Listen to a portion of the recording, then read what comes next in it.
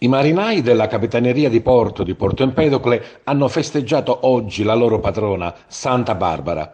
Insieme ai loro familiari e alle massime autorità civili e militari della provincia si sono ritrovati presso la chiesa della Santissima Trinità di Porto Empedocle per un momento di preghiera con una celebrazione eucaristica officiata dal parroco Don Gioacchino Falsone. A fare gli onori di casa il comandante della Capitaneria di Porto, capitano di fregata Antonio Ventriglia, e con lui i reduci dell'AMNI, Associazione Nazionale Marinai d'Italia. Nella sua omelia, Don Gioacchino ha ricordato la figura di Santa Barbara, l'attualità della sua fede, la fermezza della sua vita.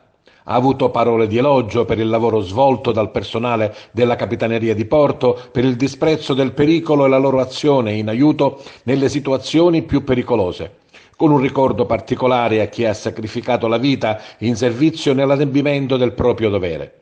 Il comandante Antonio Ventriglia ha rivolto un ringraziamento agli intervenuti e un plauso al suo personale per l'attaccamento al lavoro e per quanto viene quotidianamente fatto con grande spirito di servizio. È una festa particolarmente sentita in Marina e quindi anche nelle capitanerie di porto che fanno parte della Marina Militare.